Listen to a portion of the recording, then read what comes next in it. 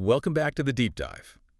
We're the place you come to, well, cut through all that noise, right? Yeah, To find the real story that often gets buried under the headline. exactly. Because you get hit with these sound bites all the time. And sometimes those little snippets, they twist a really complex identity into something simple and, yeah, often pretty misleading. In that kind of distortion, that's exactly what we're digging into today. Mm. Our sources, they use a recent, really tragic event, Yeah. the kind of headline that just grabs everyone's attention, sadly. Yeah.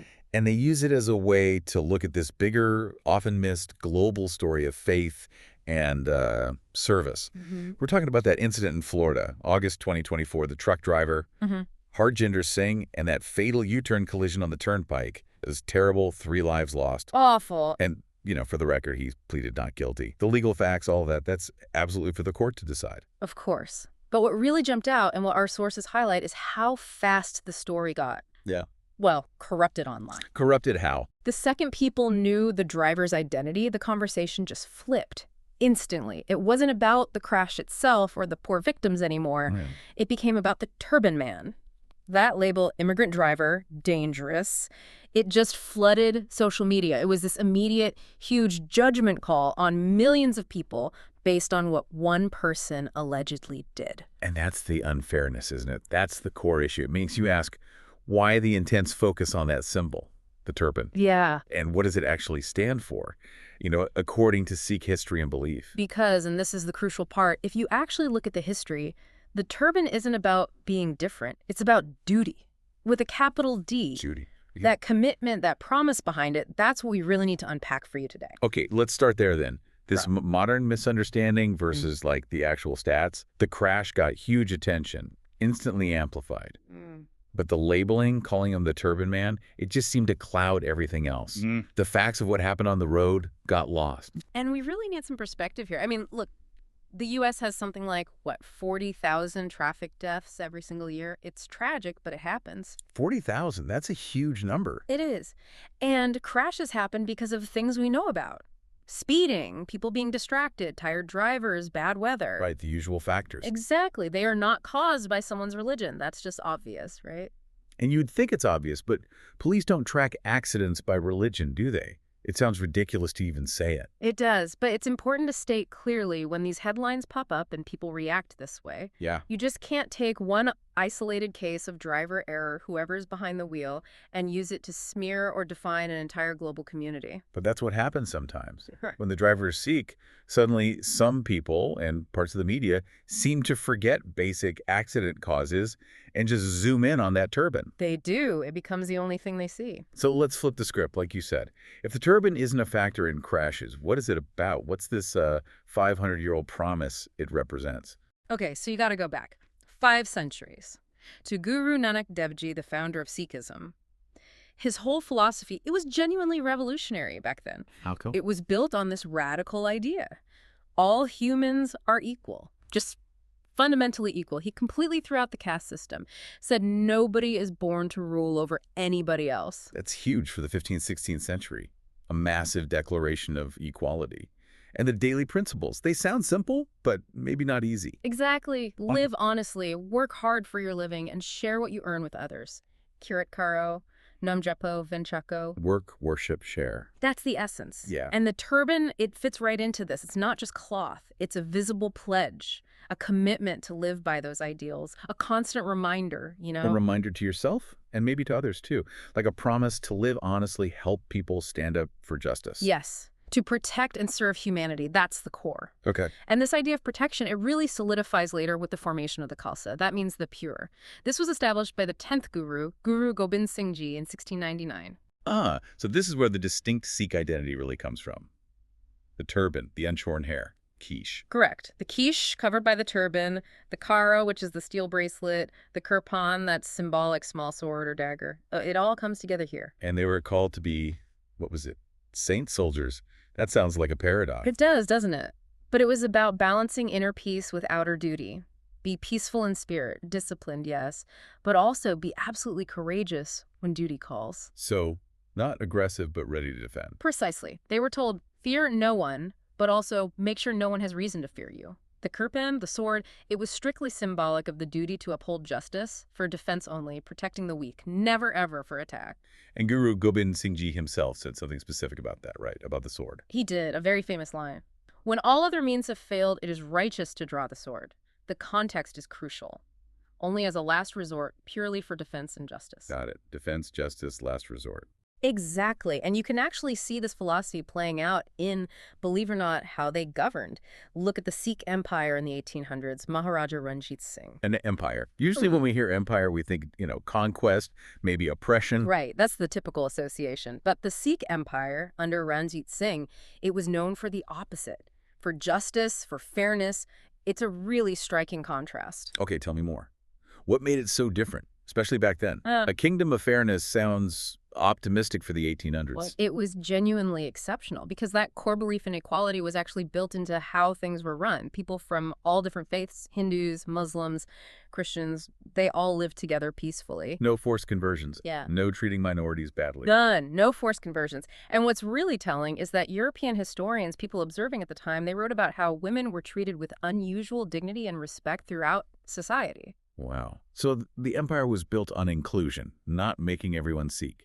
Absolutely. It wasn't about Sikhs ruling over others. It was about trying to ensure justice for everyone living there, no matter their background.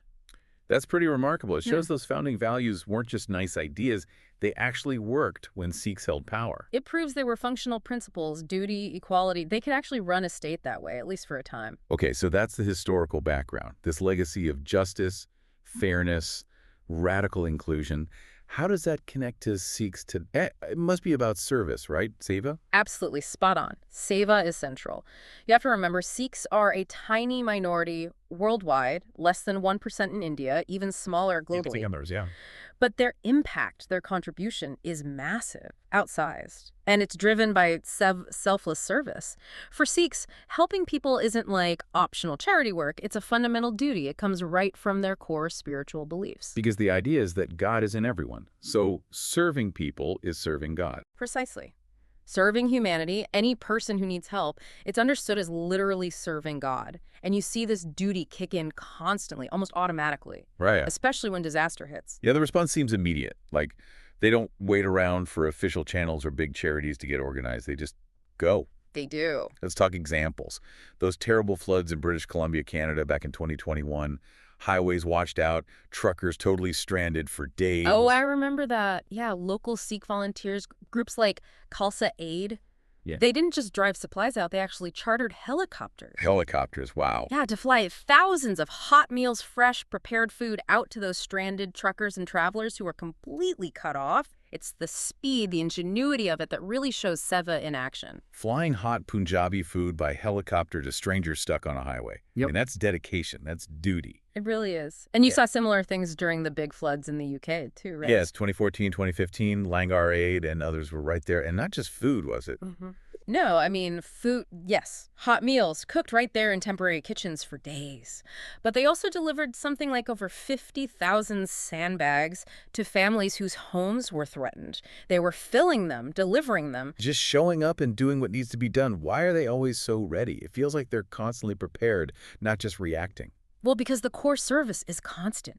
Every single Gurdwara, every Sikh temple has a langar. That's the community kitchen. Right, the free kitchen. And it's not a small thing. These kitchens feed millions of people globally every single day. Many run 247, 365 days a year. Anyone can walk in and eat. So they're always cooking, always organized around serving food. Exactly. So when a disaster happens, mobilizing is just scaling up what they already do every single day. The infrastructure, the volunteer spirit, it's already there. And you see it in the U.S. too. Hurricane Harvey in Texas, those awful tornadoes in Kentucky, wildfires in California. Oroville Dam evacuations in California, yep. Temples opened up as shelters, food distribution. Wherever Sikhs settle around the world, Canada, UK, US, Australia, they build gurdwaras, they establish langars. Free food open to absolutely everyone. It's incredible. And that deep commitment to radical inclusion, that openness, that's probably best shown by their most sacred place, isn't it? Sri Harmandir Sahib? The Golden Temple, yes, in Amritsar. Just visually, it's stunning. But the symbolism is even more powerful, right? Oh, absolutely. The building itself, its architecture, it's basically a statement. Think about most major religious buildings. They usually have one main entrance, right? Yeah, generally. Sometimes side doors, but usually one grand entrance. The Golden Temple has four main doors, facing north, south, east, and west. 4 doors. That's deliberate, not just design. Completely deliberate. It's a spiritual declaration. We are open to all of humanity, all four corners of the earth. So it doesn't matter where you come from. Doesn't matter where you come from, what your background is, what your religion is, Hindu, Muslim, Christian, atheist, whatever, you are welcome. Anyone can walk in any door. Anyone walks through any door. Everyone sits together on the same floor, equals. Everyone shares the same free meal from the langar side by side. The message is unmistakable. The path to the divine, it's open to everyone. Wow. Okay, so when we pull all this together, the main takeaway seems pretty clear. That turban, the one that gets turned into a label online, used for clickbait, maybe even mocked, Yeah. it's the exact same symbol worn by the people who've been feeding the hungry for centuries, sheltering the homeless, rescuing flood victims, offering water on battlefields. It is. The faith itself was founded on principles of protection, equality, unity, not division. So the turban doesn't signify a difference. No, it signifies duty. It represents a commitment to truth, to discipline, to responsibility for fellow human beings. It's a visible promise. The person wearing this has vowed to protect and serve those in need. That's the real story. That's what's underneath the headline noise. It really is. And maybe the most powerful way to think about it, something we found in our source material that we really want to leave you with, is this. If you ever find yourself in danger, or you're hungry, or lost and alone, and you see someone wearing a turban walking towards you, Yeah. you are already safe. Wow.